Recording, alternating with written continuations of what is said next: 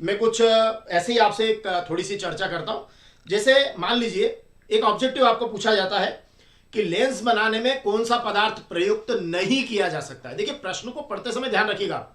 क्या होता है, आपने जल्दी जल्दी में पढ़ लिया लेंस बनाने के लिए कौन सा पदार्थ प्रयुक्त नहीं किया जा सकता है, और आपने धड़ाक से कांच पे लगा दिया, आपने कहा मैंने तो नहीं पढ़ा ही नहीं। तो आपको प्रश्न को पढ़ना है कि लेंस बनाने के लिए कौन सा पदार्थ प्रयुक्त नहीं किया जा सकता है। प्लास्टिक प्रयुक्त होता है, कांच आपका प्रयुक्त होता है। तो ऐसे में जब भी बात हो कि लेंस बनाने के लिए कौन सा पदार्थ प्रयुक्त नहीं हो सकता, तो वहां पर मिट्टी आएगा लिखा हुआ, मिट्टी। तो मिट्टी से लेंस नहीं बनता है ना, ये आप ध्यान रखिएगा, ठीक है। हाँ, पानी में क्या होता है कि अपवर्तन की घटना होती है, तो इसलिए आप बता सकते हैं कि पानी में जो है अगर वायु का बुलबुला जाएगा तो वो भी अपनी प्रकृति बदलता है। तो ऐसे में मिट्टी इसका सही उत्तर होगा कि लेंस बनाने के लिए आप मिट्टी का यूज नहीं कर सकते, है ना। दूसरा, ये ऑब्जेक्टिव मैं इसलिए बता रहा हूं थोड़ा सा सारे लोग जुड़ जाएं एक बार, और ये इंपॉर्टेंट भी है ऑब्जेक्टिव। दूसरा है कि लेंस की क्षमता का मात्रक क्या है। तो लेंस की क्षमता का मात्रक है डायोप्टर। क्या है लेंस की क्षमता का मात्रक? डायोप्टर। इस पर मैं अच्छे से भी बताऊंगा आपको। तो लेंस की क्षमता का मात्रक हो गया डायोप्टर। क्या हो गया? डायोप्टर। उसके बाद में मैं आपको दो सूत्र बताता हूं, आप ध्यान देना इन पे, इन दोनों सूत्रों पे। और ये दोनों सूत्रों में से एक परीक्षा में बार बार पूछा जाता है, ध्यान से देखिएगा। 1/f is equal to 1/u plus 1/v। अब इसको देखें आप, और एक मैं दिखाता हूं आपको, देखना। 1/f is equal to 1/v minus 1/u। अब ध्यान देना, यहां पे u और v जुड़े हैं, आप किसी को भी आगे पीछे लिख सकते हो, है ना। तो ये आपका कहलाएगा दर्पण सूत्र। क्या कहते हैं इसको? दर्पण सूत्र। दर्पण सूत्र, uvf में संबंध। अगर आपसे कोई पूछ ले दर्पण सूत्र क्या होता है, तो बोलना दर्पण के लिए uvf में संबंध। अगर आपसे कोई कहे लेंस सूत्र क्या होता है, तो आप कहना लेंस के लिए uvf में संबंध, है ना। यहां क्या लिखेंगे? दर्पण के लिए uvf में संबंध, लेंस के लिए uvf में संबंध। लेकिन परीक्षा में जो गलती हो रही है उसको देखिएगा। गलती ये हो जाती है कि ये यहां आप गड़बड़ करते हो, यहां तो नहीं करते हो। इसमें तो आप इसको आगे इसको पीछे लिख दोगे तो चलेगा, है ना। ये दर्पण सूत्र है, तो आप इसको ऐसा भी लिख सकते हैं 1/f is equal to 1/u plus 1/v, या आप लिख सकते हैं 1/f is equal to 1/v plus 1/u, दोनों चलेंगे। लेकिन लेंस सूत्र में ऐसा नहीं है। ध्यान रखना, v में से u घटाना है, v में से u घटाना है, मतलब 1/v माइनस 1/u होगा। याद रखना। आप चाहो तो इन दोनों को एक जैसा भी याद कर सकते हो कि सर हम एक काम करते हैं, इनको एक जैसा याद कर लेते हैं। जैसे दर्पण सूत्र में भी हम v पहले लगा देते हैं, u बाद में लगा देते हैं, चलेगा क्योंकि वो प्लस है। और इसमें भी v पहले रख देते हैं, u बाद में रख देते हैं, है ना। लेकिन यहां प्लस और यहां माइनस, तो एक जैसा याद कर लो, है ना। तो आप ऐसा भी कर सकते हैं। लेकिन इसमें आपको याद रखना है कि ये v इसमें क्या है, पहले आएगा। और ये ऑब्जेक्टिव आते रहा है परीक्षा में, है ना। ये बहुत आता है परीक्षा में, तो इसका आप अवश्य रूप से ध्यान रखिएगा। फिर उसके बाद में लेंस की क्षमता की बात मैंने करी थी डायोप्टर में, है ना। फिर मैंने कहा था कि एक दो और इंपॉर्टेंट ऑब्जेक्टिव पर बात करूं, फिर मैं अपने साथ में आपको लेकर आगे बढ़ूंगा। कि सामान्य दृष्टि के लिए स्पष्ट दृष्टि की न्यूनतम दूरी कितनी है, मतलब कितनी दूरी तक आप स्पष्ट रूप से देख पाते हैं, है ना। सामान्य जो स्वस्थ नेत्र होता है उसके लिए तो 25 सेंटीमीटर आपको याद रखना है। कितना? 25 सेंटीमीटर। ये बहुत इंपॉर्टेंट ऑब्जेक्टिव है। स्वस्थ नेत्र के लिए स्पष्ट दृष्टि की न्यूनतम दूरी 25 सेंटीमीटर, ठीक है, याद रहेगा। उसके बाद में तारों के टिमटिमाने का कारण, तो तारे क्यों टिमटिमाते हैं? अपवर्तन के कारण। क्यों टिमटिमाते हैं? अपवर्तन के कारण। याद रखना, अपवर्तन, तारों का टिमटिमाना अपवर्तन, है ना। और टिंडल प्रभाव प्रकीर्णन, आकाश का नीला प्रकीर्णन, दो घटनाएं प्रकीर्णन की है ना, याद रखना। ये तारों का टिमटिमाना याद रखना, तारों का टिमटिमाना, ये तारों का टिमटिमाना अपवर्तन हो जाएगा। और दो बातें आप याद रखिए, एक तो टिंडल प्रभाव और दूसरा है आपका आकाश का नीला दिखना। ये आपका है प्रकाश का प्रकीर्णन, प्रकाश का प्रकीर्णन। ये भी क्या, ये आपका ये भी प्रकाश का ही शब्द लिखते हैं, इसके आगे आप ये तो याद रखना, मेन याद करना ये है प्रकीर्णन, इसमें मेन याद करना अपवर्तन है। ये प्रकाश का अपवर्तन है, ये प्रकाश का प्रकीर्णन है। तो ये आपको ध्यान रखना है, ये बहुत महत्वपूर्ण ऑब्जेक्टिव रहेंगे। जैसे अभी मैं इस पर भी आपके साथ बात करूंगा कि अलग अलग दृष्टि दोषों में कौन कौन से हम लेंस का यूज करते हैं, क्योंकि वो एग्जाम में पूछा जाएगा। फिर उसके बाद में कुछ और बातें हम अभी करेंगे। लेट वी स्टार्ट, क्योंकि मुझे लग रहा है कि अब ज्यादा देर करना ठीक नहीं, क्योंकि जो लोग पहले से जुड़े हैं, है ना, उनके साथ थोड़ा अन्याय हो जाएगा, इसलिए हम स्टार्ट करते हैं, ठीक है। जो लोग देरी से जुड़े हैं वे बाद में भी इसका वीडियो देख पाएंगे। चलिए ओके, अभी लाइव स्ट्रीमिंग में ये फायदा है कि आपकी कोई क्वेरी वगैरह होगी तो आप इसमें लिख सकते हैं चैट बॉक्स में। लेकिन कल मैं एक बात विशेष रूप से देख रहा था, वो नहीं होना चाहिए कि बहुत सारे बच्चे अपनी इंस्टाग्राम के आईडी वगैरह डाल रहे थे और दूसरे बच्चों से कह रहे थे हम बात करते हैं, चलो आपस में चैटिंग वेटिंग। अभी समय नहीं बेटा है, अभी समय सिर्फ पढ़ाई का है ना। 15 दिन बाद आपकी लाइफ में आपको बहुत सारे स्पेस मिल जाएगा, लेकिन आज नहीं। आज तो आपको सिर्फ पढ़ाई पे ध्यान देना है, क्योंकि आपकी एग्जाम है। सबसे पहले महत्वपूर्ण क्या है आपके लिए, वो है परीक्षा। तो चलिए ओके, लेट मी सी, आपको चैप्टर 10 पे आना है, ठीक है। अब चैप्टर 10 आपका है जो 8 नंबर का आने वाला है। एक एक नंबर के 2 क्वेश्चन है, एक 2 का और एक 4 का, कुल 8 अंक का ये चैप्टर 10 है, ठीक है। याद रहेगा कितने नंबर का है, 8 नंबर का। यहां से आपका जो 4 नंबर का प्रश्न है, ये कभी कभी 2 टुकड़ों में बढ़ जाता है और कभी कभी क्या होता है सीधे आ जाता है पूरा पूरा 4 नंबर। तो ये अब हमारे थोड़ा सा मैं इस पर सारे पाठों में क्वेश्चन भी बताते चलूंगा कि कौन कौन से क्वेश्चन आपके लिए इंपॉर्टेंट रहेंगे। तो सबसे पहले इसमें 4 नंबर में आपके साथ जो क्वेश्चन मैं शेयर करने जा रहा हूं, वो इसमें 2 प्रश्न ऐसे हो सकते हैं, जैसे प्रकाश का परावर्तन। देखो इसमें जो गलती आप करते हो वो भी बता दूंगा मैं, और कैसे एग्जाम में लिखना है ये भी बता दूंगा। एक है प्रकाश का परावर्तन, एक है प्रकाश का अपवर्तन। ये 2 प्रश्न आपको नियम सहित परीक्षा में सीधे 4 अंक में पूछे जा सकते है ना, डायरेक्ट 4 अंक। भाई परावर्तन क्या है, इसके नियम, या अपवर्तन क्या है, इसके नियम। आप डरने की जरूरत नहीं है, कई बच्चों को केवल यही याद होगा, परावर्तन और उसके नियम। अब अगर यही प्रश्न 2 नंबर में चला गया तो ये 2 के 2 टुकड़े हो जाएंगे, ये 2 ये 2 ये 2 ये 2, ठीक है। तो प्रकाश का परावर्तन और प्रकाश का अपवर्तन, अब देखिएगा इसमें याद करते समय, जैसे मान लो किसी को यही याद है, ये याद नहीं है, तो मैं आपको एक सिमिलरिटी बताता हूं कि ऐसी क्या बातें हैं जो दोनों में कॉमन है। देखिए आप परावर्तन में क्या करना है, जल्दी से रिवीजन करेंगे, क्विक, याद है आपको। ये देखिए, ये आपने ले लिया दर्पण, आप दर्पण भी लिख सकते हैं, वालिश युक्त सतह है, दर्पण लिख दो, समतल दर्पण लिख दो, समतल दर्पण है ना, ये आपका समतल दर्पण हो गया जो हमारा घर में कांच लगा रहता है। अब एक अभिलंब डालना आप सीधे। अब यहां से मैंने आपको एक बात सिखाई थी पहले, है ना, कि आप चांदा रख दीजिए तो ज्यादा बेहतर होगा। तो आप यहां पे चांदा रखकर भी कर सकते हैं इसको, है ना। तो चांदा रख के भी आप इसको कर सकते हैं। तो आपने जैसे मान लो यहाँ पे डी रख दी, तो डी रखने से एक फायदा होगा कि आप कोण बना पाएंगे, है ना। तो यहां पर आप क्या करेंगे, जैसे आपने यहाँ चांदा रख दिया, तो आपको एक सिखा देता हूं मैं बात, कि यहां 90 पे लगा लीजिएगा निशान, और इधर से चलिएगा 10 20 30, और इधर से भी चलिएगा 10 20 30। तो एक निशान यहां लगा देना और एक निशान यहां लगा देना, तो कुल 3 निशान हो जाएंगे, चित्र बनाना आसान हो जाएगा। अब इन तीनों को यहाँ सेंटर लाइन से जहां से भी आपने इसको रखा था इससे मिला दीजिएगा, तो ये आपका इस तरीके से चित्र बन जाएगा, ये वाला। इसमें क्या फायदा हुआ, इसमें गलती नहीं होगी आपसे, ये वो एंगल कम ज्यादा नजर नहीं आएंगे। समझ में आ गया आपको क्या किया हमने। तो ये आपका चांदा जब आप रख देंगे तो इस तरीके से बन जाएगा। अब ये जो किरण आती है ना, आने वाली जो किरण होती है, उसको हमेशा बोलते हैं आपतित किरण। नाम फिक्स है आने वाली किरण का, आपतित किरण।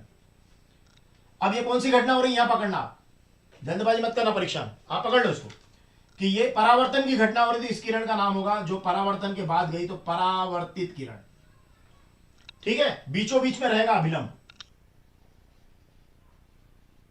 ठीक है। तो आपतित किरण, परावर्तित किरण और अभिलंब। अब मैं नाम याद करना सिखाता हूं।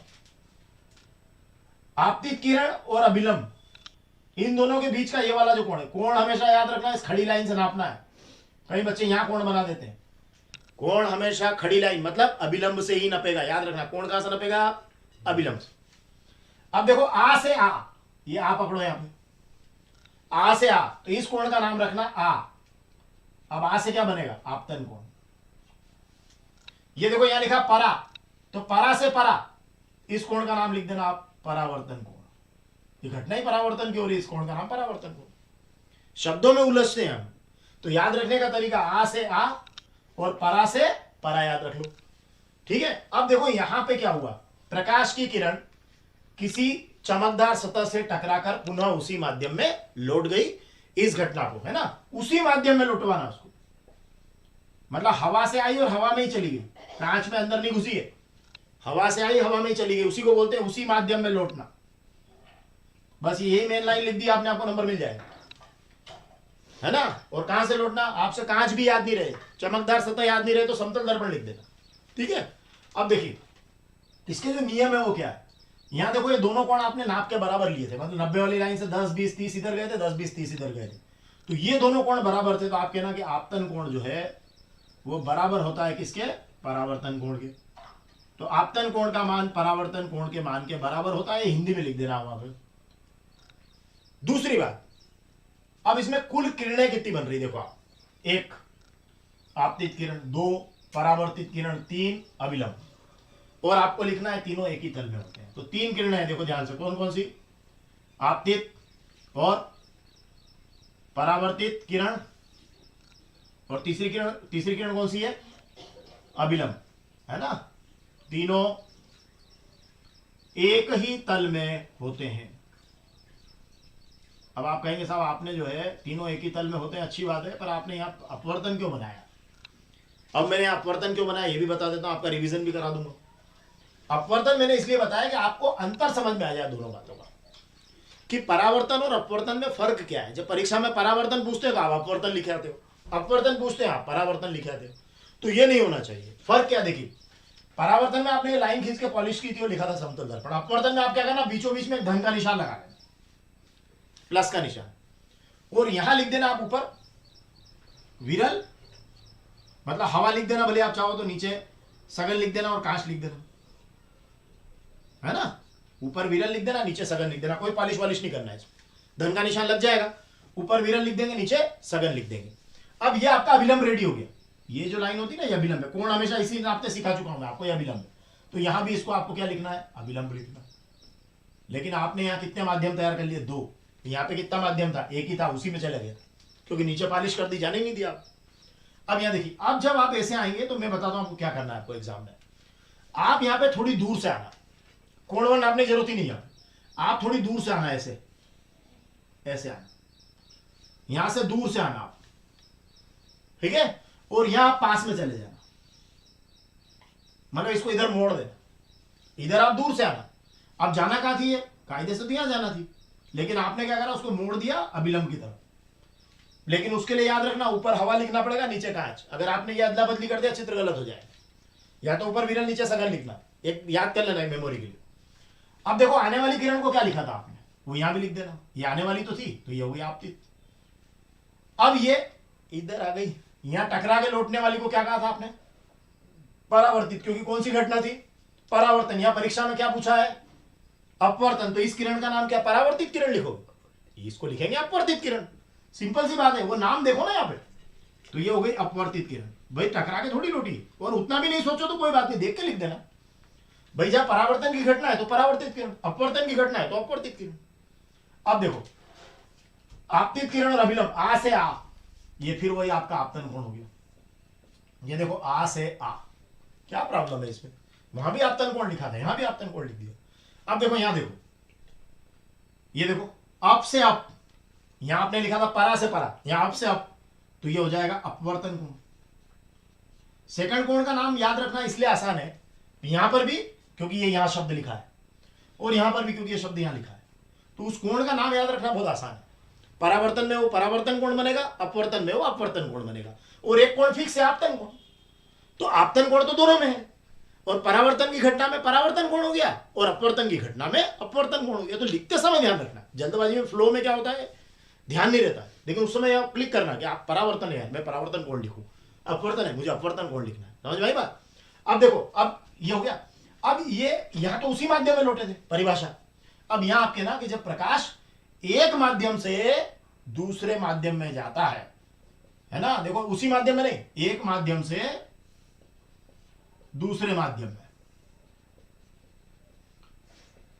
तो क्या हो गया, वो अपने रास्ते से भटक गया, है ना। दूसरे माध्यम में जाता है तो मार्ग से क्या होता है, रास्ते से भटक जाता है, विचलित हो जाता है, विचलित होता है। इस घटना को आपने क्या कहा, प्रकाश का अपवर्तन। ये हो गया, विचलित हो गई अपवर्तन की घटना, हो गया कि नहीं हो गया। अब नियम पूछ रहे साहब, तो देखो ध्यान से देखना, ये यहां आपका पहला नियम क्या था, बस दोनों दिमाग में रखो आप। पहला नियम क्या था, ये दोनों कोण बराबर है, क्या यहां पे बराबर है, नहीं है, यहां बराबर नहीं है, मतलब यहां पे आपतन कोण और अपवर्तन कोण बराबर नहीं है। लेकिन इसका जो पहला नियम वो ये है कि आपतन कोण की ज्या, है ना, अगर मैं इस आपतन कोण को देखो, यहाँ पे तो आपतन को भी थीटा लिख देना ना, परावर्तन को भी थीटा लिख देना, बराबर है। यहाँ आपतन को आई लिख देना, परावर्तन को आर लिख देना। तो आपतन कोण की ज्या मतलब साइन आई, ज्या को हिंदी अंग्रेजी में बोलते साइन। तो आपतन कोण, ये आपतन कोण की ज्या और अपवर्तन कोण की ज्या, आर की ज्या में एक निश्चित अनुपात होता है जिसको हम म्यू बोलते हैं।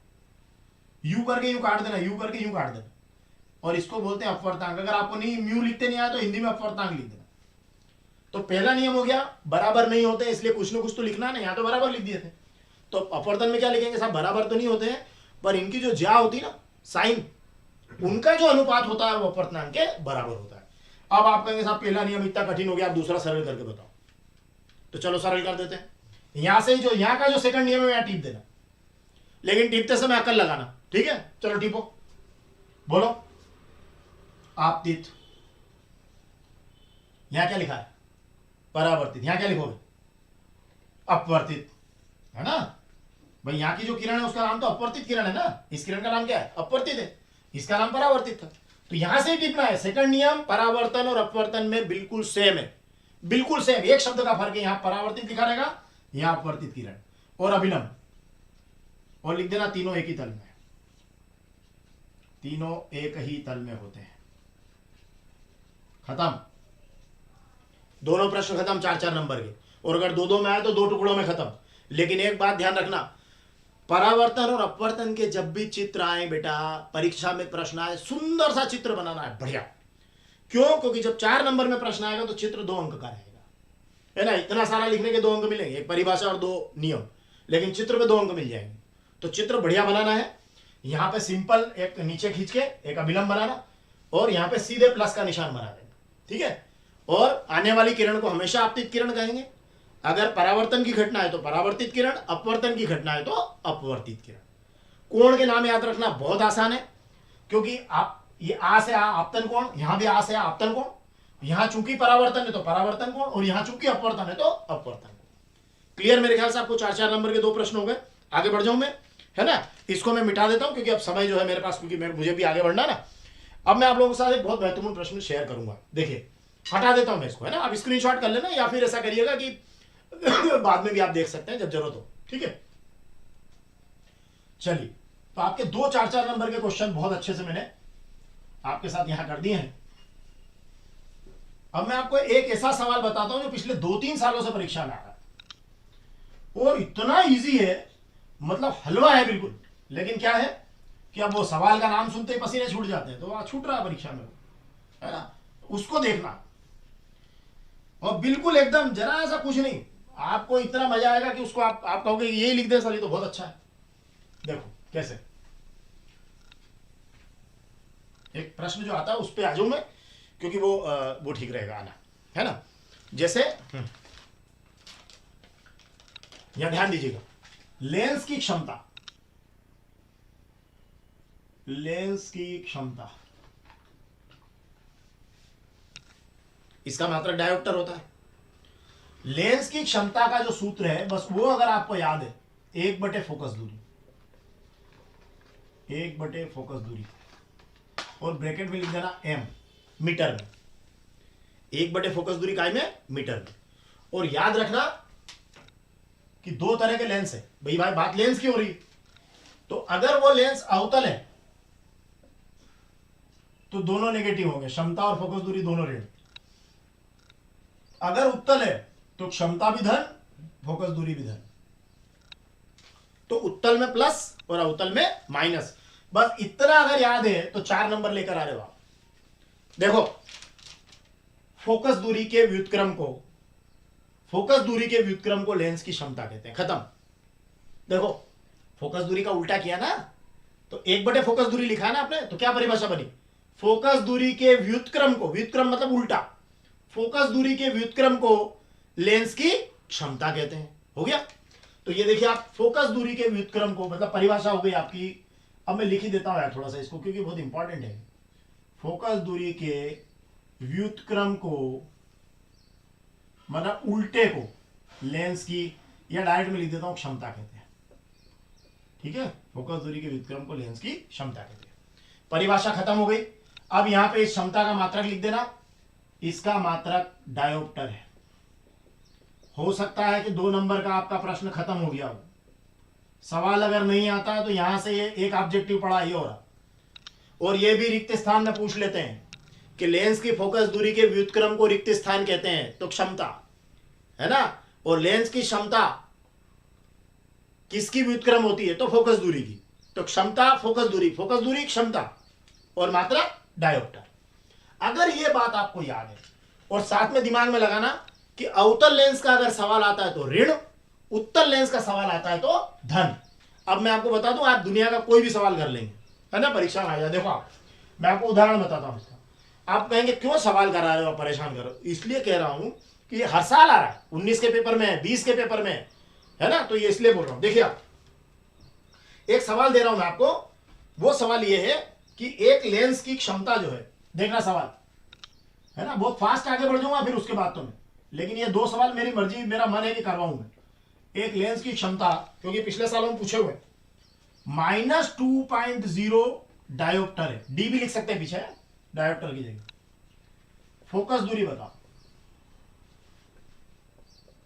अब मैं आपको एक ट्रिक बता देता हूं, वैसे तो आपको ये परिभाषा ये लिखना चाहिए।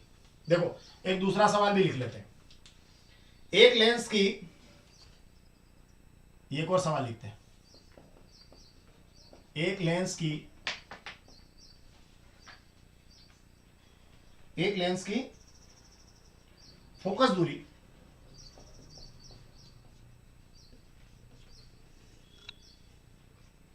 एक लेंस की फोकस दूरी 2 सेंटीमीटर या 2 मीटर लिख लो। अब मैं सेंटीमीटर आएगा तो भी क्या करेंगे वो भी बता दूंगा। क्षमता ज्ञात करो। देखो कोई सा भी सवाल आए, अब ये 2 सवाल आप देख ले, कोई सा भी सवाल आप कर देंगे। देखिए आप,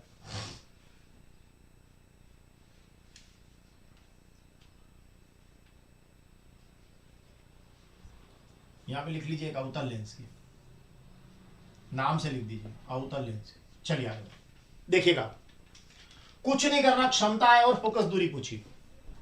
क्षमता है और फोकस दूरी, सूत्र यही रखना है, क्षमता बराबर 1/, फोकस दूरी। रट लो इसको, क्षमता बराबर 1/, फोकस दूरी। देखो मैं यहां लिख रहा हूं क्षमता बराबर 1/, फोकस दूरी। और अगर ये सूत्र भी याद नहीं रहे तो भी बता दूं मैं कैसे करना परीक्षा में। अगर आपको क्षमता बराबर 1/, फोकस दूरी भी याद नहीं रहे तो कोई बात नहीं, जो मान दिया हुआ उसको 1 के बटा में डाल देना, बचा हुआ उत्तर आ जाएगा।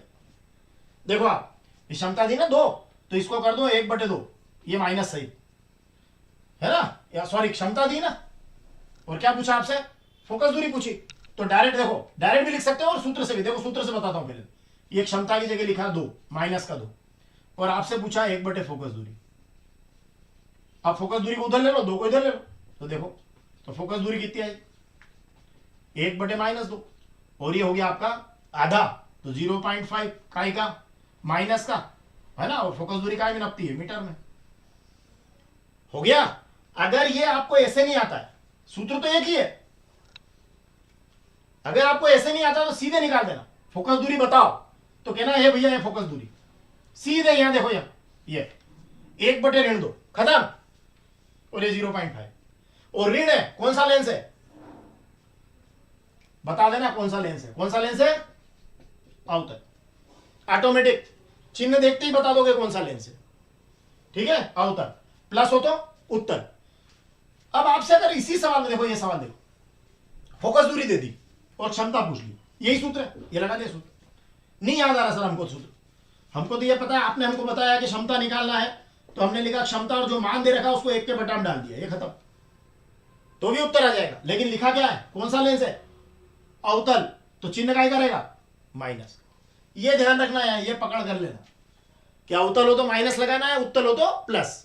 अब आपका 1/2, ये भी वही उत्तर आ, देखो -0.5, आधा। लेकिन क्या पूछी है, क्षमता, तो डायोप्टर लिख देना।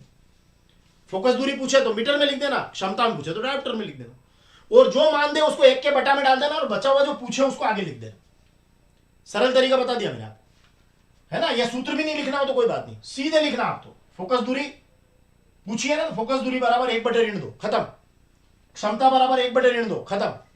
लेकिन अगर यहां उत्तर लिखा होता तो प्लस, चिन्ह देख के भी बता सकते हो। फोकस दूरी ऋण किसकी होती है, अवतल की। क्षमता भी ऋण होती है अवतल की, और उत्तल की, उत्तल लेंस की, दोनों धन होती है। ऑब्जेक्टिव में भी आ सकता है।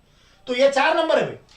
ये एक परिभाषा के साथ एक 2 नंबर का सवाल बहुत बढ़िया रहेगा, शानदार है ना। बस आपको तो पलटाना है, बस उसको जो दे उसको 1 के बटा में डाल देना, बचा हुआ उत्तर आ जाएगा।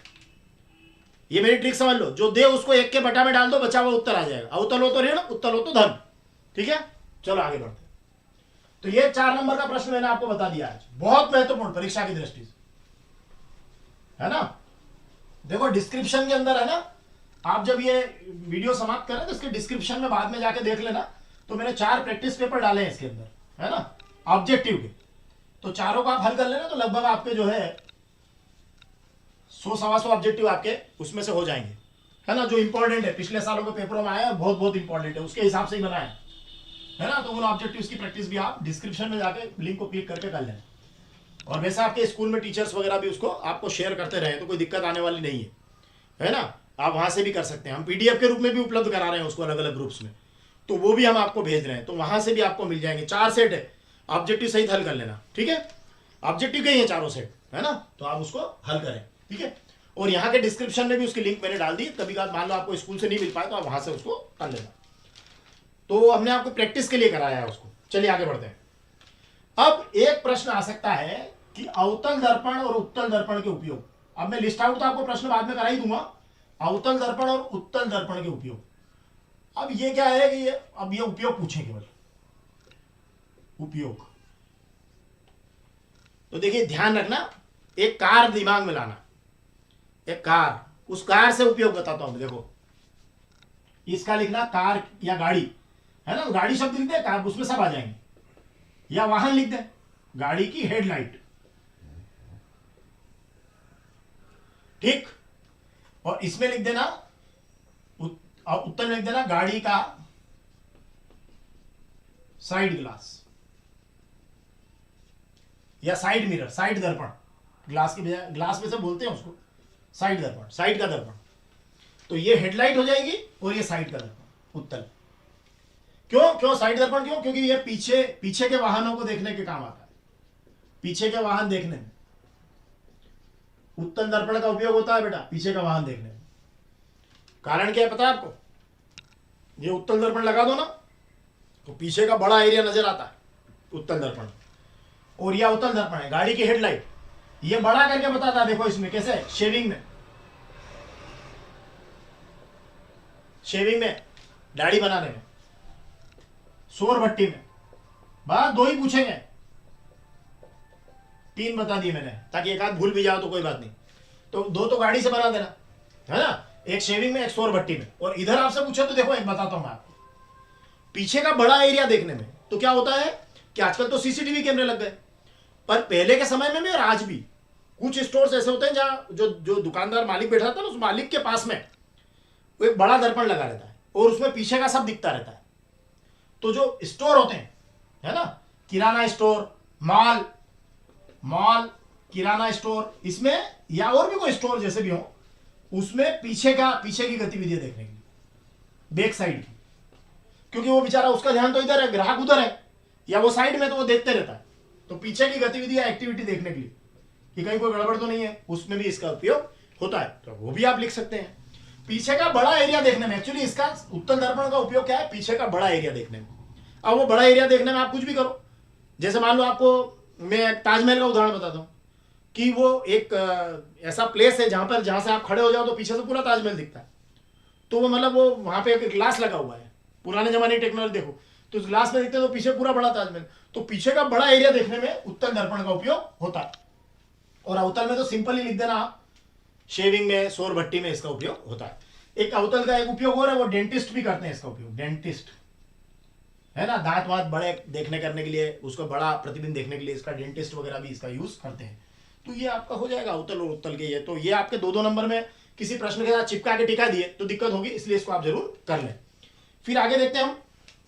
तो मेरे ख्याल से अब मैं इस पार्ट के प्रश्नों के ऊपर आ जाता हूं, मैं आपको प्रश्न बता देता हूं, फिर मैं आगे बढ़ता हूं। चलो ओके, अभी इसको अभी रहने देता हूं, मैं बात कर लेता हूं। तो एक तो प्रकाश, इसमें 10वें चैप्टर में मैंने आपको बताया कि इसमें 1-1 नंबर के 2 ऑब्जेक्टिव, 2 का 1 4 का, है ना। तो इसमें लेंस की क्षमता का मात्रक, डायोप्टर, लेंस बनाने के लिए मिट्टी का उपयोग नहीं कर सकते आप, इस तरह के प्रश्न जो किताब के पीछे ऑब्जेक्टिव लिखे हैं उनको आप पढ़ के जाएंगे। फिर इसमें जो है परावर्तन किसको कहते हैं उसके नियम, अपवर्तन किसको कहते हैं उसके नियम, है ना, उत्तल दर्पण और अवतल दर्पण के उपयोग, है ना, और लेंस की क्षमता के सवाल और लेंस की क्षमता की परिभाषा, ये बड़े महत्वपूर्ण प्रश्न इसके अंदर रहेंगे जिनको आपको अवश्य करके जाना चाहिए। चलिए अब आगे बढ़ेंगे अपन। इसके बाद में हमारा जो चैप्टर है वो है चैप्टर 11, है ना। अब चैप्टर 11 में देखेंगे तो चैप्टर 11 हमारा है मानव नेत्र। अब इसमें क्या करना है मानव नेत्र में, तो मानव नेत्र में एक बात ध्यान रखना कि जो मानव नेत्र के जो 2 ऑब्जेक्टिव बनेंगे आपके, है ना। अब मैं इस पे आ गया हूं, है ना, 10 मैंने खत्म कर दिया, मैं 11 पे आ रहा। तो ये आपका है 11 मानव नेत्र। अब इसमें क्या क्या खास है देखिएगा मानव नेत्र में। तो मानव नेत्र में क्या है देखेंगे तो नेत्र का जो चित्र है वो बहुत इंपॉर्टेंट है कि मानव नेत्र का आप चित्र बना दें और उसके सब नाम वगैरह आपको आना चाहिए, और उसमें किताब के पीछे जो ऑब्जेक्टिव लिखे हैं, है ना, उसके ऑब्जेक्टिव वो उस मांसपेशियों वाले और वो लिखे हैं, बड़े बड़े अच्छे ऑब्जेक्टिव मैं बता दूं आपको कि नेत्र का कौन सा भाग है जिसको आप प्रत्यारोपित करते हैं, मतलब मरने के बाद नेत्र का कौन सा हिस्सा है जो दान किया जा सकता है, तो वो है कार्निया, है ना। तो ये रहता है। नेत्र में प्रवेश करने वाली प्रकाश की मात्रा को कौन नियंत्रित करता है, पुतली नियंत्रित करती है ना। तो ये बड़ा महत्वपूर्ण, ये आपके कुछ प्रश्न है जो किताब के पीछे की तरफ लिखे हुए, वहां से आप उसको देखेंगे। नेत्र में एक क्षमता होती है कि वो पास की वस्तुओं और दूर की वस्तुओं को एक साथ देख पाता है, मतलब जैसे वो यहाँ देख रहा है फिर वहां भी देख लेता है, उसी समय आंख नीचे करेगा तो यहाँ देख लेगा, वहां का देख लेगा। तो इसको बोलते हैं नेत्र की समंजन क्षमता, एडजस्टमेंट पावर। क्या बोलते हैं इसको, समंजन क्षमता। तो खैर इस पे मैं प्रश्न करता हूं, तो इसमें एक महत्वपूर्ण प्रश्न आपका रहेगा नेत्र का चित्र। ये आप जरूर तैयार करके जाइएगा नेत्र का चित्र, क्योंकि ये 3 नंबर में आपकी एग्जाम के अंदर इंपॉर्टेंट हो सकता है। नेत्र का चित्र अवश्य आप करके जाइएगा। उसके बाद में है 3 तरह के दोष, इसमें से 2 दोष बहुत महत्वपूर्ण है। एक तो है दूरदृष्टि दोष, है ना, और दूसरा क्या है, निकट दृष्टि दोष। आपको अगर पहले निकट लिखने की आदत है तो निकट लिख लो, और दूसरा हो गया दूरदृष्टि दोष। अब देखो इसकी भी टेक्निक बता देता हूं, और थर्ड वाला मैं यहां कर देता हूं आपका, है ना। ये हो गया जरा दृष्टि दोष, क्योंकि इसमें कोई चित्र वित्र बनाना नहीं आएगा, या ऑब्जेक्टिव आएगा, ठीक है। अब देखिए निकट दृष्टि दोष और दूरदृष्टि दोष। अब यहां पे मैं आपको एक टेक्निक सिखाता हूं इसको याद करने की। इसको जब भी ये परीक्षा में आएगा निकट दृष्टि दोष क्या है ना, तो आप इसको यूं कहना, ऐसे गोला बनाना मन के अंदर और कहना कि निकट की दृष्टि तो बढ़िया है। जब भी दूरदृष्टि दोष आया तो ऐसे गोला लगा के मन में सोचना बढ़िया है, दूर की दृष्टि बढ़िया है। अब दोष का बचा फिर, मतलब निकट की दृष्टि अच्छी है, मतलब निकट की वस्तुएं साफ साफ दिखाई देती है। अब दोष का है तो दूर की साफ नहीं दिखती या स्पष्ट नहीं दिखती। यहां पे दोष का है निकट की स्पष्ट नहीं दिखती। यह आपकी परिभाषा खत्म। और जरा में क्या होता है, बुढ़ापे में दोनों ले लो आप, तो दोनों ही स्पष्ट नहीं दिखती, ना निकट की ना पास की, तो ये जरा दृष्टि हो जाए, ये परिभाषा खत्म। और यहां से याद रखना आप, ये निकट की दृष्टि, तो इसमें यूं बोलना, जब भी कोई पूछे कि निकट दृष्टि दोष, तो आप बोला निकट दृष्टि है। अब बात करो दोष की, तो दूर का दोष, दूर दृष्टि दोष, तो दूर दृष्टि है, दूर की दृष्टि अच्छी है, फिर कहां निकट है, ये निकट का आपका दोष है। तो परिभाषा आपकी 1-1 नंबर में हो जाएगी यहां, है ना। अब दूर का साफ नहीं दिख रहा है तो कौन सा लेंस यूज होगा दूर के लिए, अवतल, है ना, थोड़ा वो जो पतला वाला।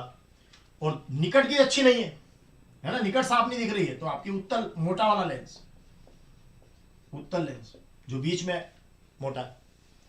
तो ये आपका, ये 2 तरह के लेंस आपके हो गए। ये 2 नंबर खत्म हो गया। अगर ये प्रश्न 3 नंबर में आता है तो 1 नंबर का चित्र रहेगा और 2 नंबर का ये लिखना रहेगा। तो 2 नंबर तो आपने यूं उड़ा दिया, देखिए आप कि निकट दृष्टि दोष, तो निकट की दृष्टि बढ़िया है भैया, दूर का दोष है, दूर का साफ नहीं दिखता, दूर का साफ नहीं दिखता तो अवतल लेंस लगाओ, चश्मा अवतल लेंस। और दूर दृष्टि तो बोले दूर की दृष्टि अच्छी है, निकट का दोष है ना, तो फिर हम क्या करेंगे, उत्तल लेंस लगाएंगे। ये तो हो गया। चित्र बनाते समय क्या करें, क्योंकि जो स्वस्थ नेत्र होता है वो तो रेटिना पर प्रतिबिंब बनाता है। कहां बनाता है प्रतिबिंब, रेटिना पर। तो फिर इसमें कैसा चित्र बनेगा और इसमें कैसा चित्र बनेगा, इसको ट्रिक सिखा देता हूं मैं, हटा दूं। जरा दृष्टि दोष में क्या होता है, ना निकट की वस्तुएं स्पष्ट दिखती है ना दूर की, तो इसमें द्विफोकसी लेंस का यूज करते हैं जो डबल फोकस कर सके। द्विफोकसी लेंस का मतलब समझते हो, चश्मे में क्या रहेगा कि ऊपर का जो हिस्सा है उसमें रहेगा अवतल और नीचे के हिस्से में रहेगा उत्तल, ऐसे 2 हिस्से बने रहेंगे उसके, ऊपर का अवतल नीचे का उत्तल। तो ये यहां से दूर देख लेगा और यहां से पास में देख लेगा, क्योंकि नीचे देखने के लिए तो पास में देखने के लिए तो नीचे देखना पड़ेगा ना उसको, तो ये उत्तल, और दूर देखने के लिए अवतल। कभी आप परीक्षा में ये भूल जाओ तो ये भी याद रख लेना कि चश्मे के अंदर नीचे उत्तल रहता है, मतलब पास का देखना, ये भी याद रह जाएगा। ठीक है, तो ये आपका एक प्रश्न हो गया। अब मैं इन दोनों के बारे में थोड़ा सा आपको बता दूं कि किस तरीके से आप इनको एग्जाम में अगर चित्र बनाना हो तो क्या करोगे। आप क्या करना, ऐसे नेत्र का चित्र बनाना, थोड़ा सा यहां से उभार दे देना नेत्र में, ये यहां रेटिना रहेगा, है ना। मैं दोनों बना देता हूं एक साथ, ये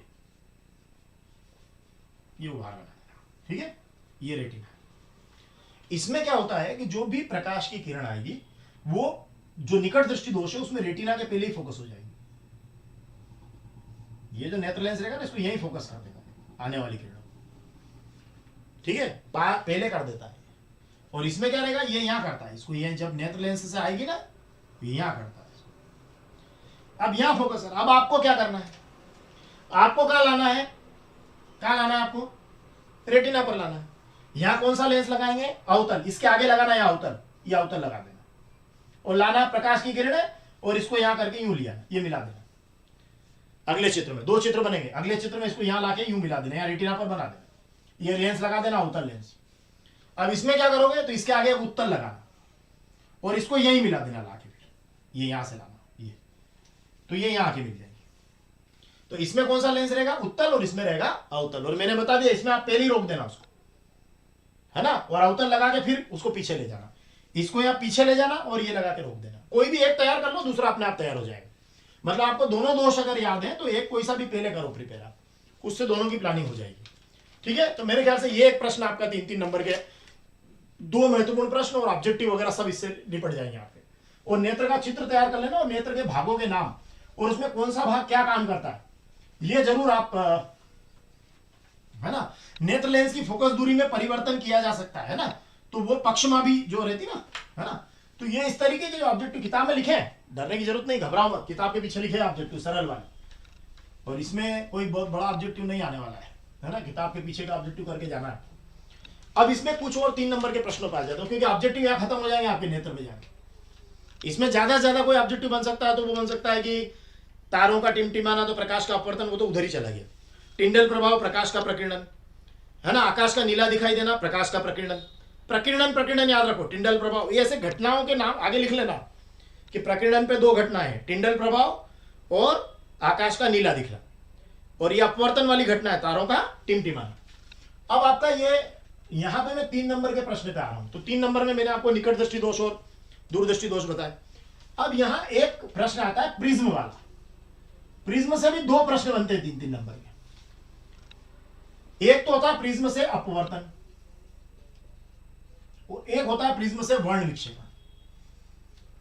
वर्ण विक्षेपण, इन दोनों के चित्र आप एग्जाम में कैसे बनाएंगे सिखा देता हूं आपको, और ये आपके 3 नंबर में काम आ जाएंगे, है ना। अब 3 नंबर में कैसे काम आएंगे इसको भी देख लेना आप, है ना। प्रकाश के अपवर्तन में कांच के गुटके से अपवर्तन भी पूछा जाता है और प्रिज्म से अपवर्तन भी। 2 चित्र वो है, मैं कांच के गुटके का भी चित्र बना के बताऊंगा आपको, ताकि उस पार्ट में आपके काम आ जाए, और जल्दी से बना दूंगा, तुरंत घबराने की जरूरत नहीं। प्रिज्म से अपवर्तन बना देता हूं। पहले आपको क्या करना, प्रिज्म खींचना, ऐसे ऐसे करना, एक प्रकाश की किरण लाना, ठीक है, इसको सीधी बनाना, ऐसे सीधी लाइन खींच देना है, और जितना उधर से झुका करना इतना बाहर निकाल देना, खत्म हो गया चित्र। ये हो गया प्रिज्म से अपवर्तन, है ना। ये आने वाली किरण कौन सी हो गई, हमेशा मैंने सिखाया आने वाली किरण का नाम आपतित। ये घटना कौन सी हुई है, अपवर्तन की, तो ये अंदर वाली किरण अपवर्तित, और बाहर निकल गई इसको बोल देना निर्गत। ये एबीसी हो गया, ये प्रिज्म हो गया, ये प्रिज्म का कोण हो गया, ये खत्म है चित्र। ये आपतित किरण, अपवर्तित किरण, निर्गत किरण, बस इतना ही बड़ा बनाना है ना। आप चाहो तो विचलन कोण भी बना सकते हो साहब, इसको अगर आगे बढ़ाते तो ये यहां जाना थी, पर ये तो यहां निकल गई, तो ये विचलन कोण हो गया। अगर कोई स्टूडेंट और आगे एडवांस लिखना चाहे तो यहां लिख सकता है कि ये विचलन कोण है, बता दे वो कि इतना एंगल का चेंज आया है, तो ये अपवर्तन की घटना हो गई, प्रिज्म से अपवर्तन का चित्र खत्म हो गया। अगर वर्ण विक्षेपण पूछे प्रिज्म से, तो वही प्रिज्म बनेगा, यही प्रकाश की किरण एक संकीर्ण झिर्री से लाना, और ये आपका श्वेत प्रकाश लिखना, इसको श्वेत प्रकाश, ठीक। अब यहां पे आके देखना, बड़ी सावधानी से करना है, देखिए बेटा, इसको यहां से इसी पॉइंट से साथ खींचना, इसी पॉइंट से, आपकी लीड उठना नहीं चाहिए और स्केल, और ये सारे चित्र स्केल से बनेंगे। किससे बनेंगे? स्केल और पेंसिल से, या लीड से भी बनाओ तो स्केल जरूर रखना आप। स्केल नहीं छूटना चाहिए आपके हाथ में। देखिए स्केल से 7 लाइन बनाएगी, इसके ऊपर मत जाना, ये जो सीधी जाएगी ना उसके ऊपर मत जाना, इसके नीचे नीचे 7 बनाना। 1 2 3 4 5 6 7, ये 7, 1 2 3 4 5 6 7 गिन मिलेगा, ऐसे लाना। इसके नीचे रखना और फिर नीचे उतार देना इसको, 1 और समांतर रखना, 2 3 4 5 6 और 7, 1 2 3 4 5 6 और 7। यहाँ इसके पार मत आना। और यहाँ आप क्या करना, रबर से इसको मिटा के और एक यहाँ पर्दा लिख देना, पर्दा शब्द लिख देना, ये पर्दा हो गया, ये आ गया पर्दे पे।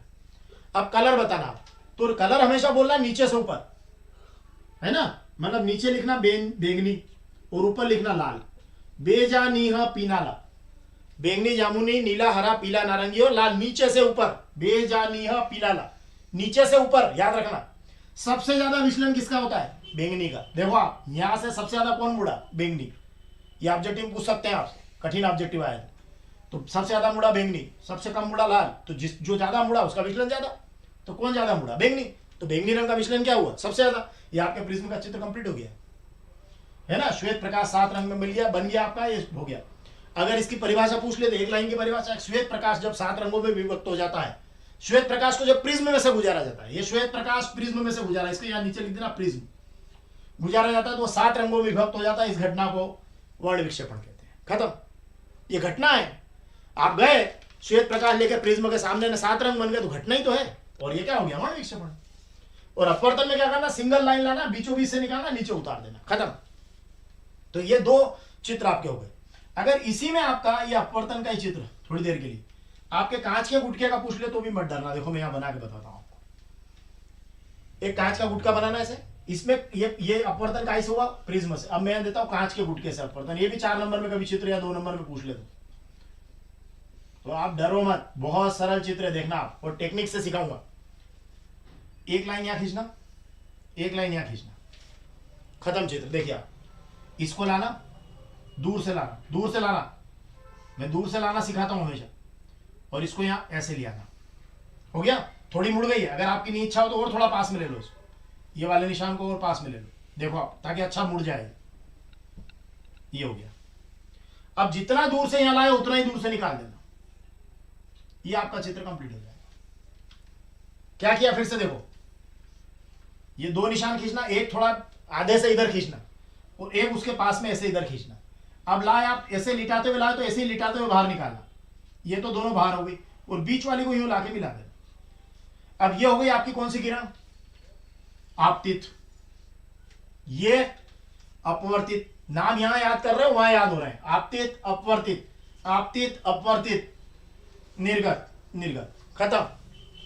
ये कांच के गुटके का चित्र भी खत्म हो गया, ठीक है ना। तो ये आपके 3 चित्र, ये आपका प्रश्न। कहीं नहीं जाना है, प्रश्न कहीं भी नहीं जाना है ना। टिंडल प्रभाव, प्रकाश का प्रकीर्णन होता है, प्रकीर्णन मतलब प्रकाश का फैलाव, है ना। जैसे टिंडल प्रभाव में वो आपने देखा बड़े बड़े जो बड़े बड़े पेड़ होते हैं जंगल के अंदर, उसके बीच में से लाइट आके गिरती है तो ऐसा लगता है ना, वो दृश्य आता है, इस तरह का जो रहता है। टिंडल प्रभाव में क्या रहता है? कोलाइडी जो कण होते हैं, जैसे धुआं वगैरह कुछ हुआ और उसमें लाइट डालते हैं ना अपन, तो लाइट का रास्ता दिखता है, मार्ग नजर आता है, तो उसको, उस घटना को हम कहते हैं टिंडल प्रभाव।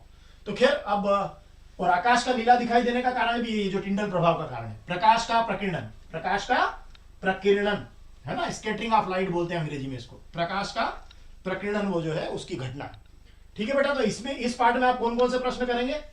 इस पार्ट में आप प्रश्न करेंगे निकट दृष्टि दोष, दूर दृष्टि दोष, नेत्र का चित्र, है ना, और साथ में प्रिज्म से विक्षेपण, टिंडल प्रभाव, और तारे क्यों टिमटिमाते हैं, ये प्रश्न आपको उधर करना है, और अपवर्तन के दोनों तीनों चित्र आपको रेडी करना है ना। तो ये आपका काम इसमें भी हो जाएगा, बिल्कुल बिना डरे और बेझिझक रहिए, कोई प्रॉब्लम नहीं आने वाली आपको। अब देखते हैं हम चैप्टर नंबर आते हैं 12 पर, है ना।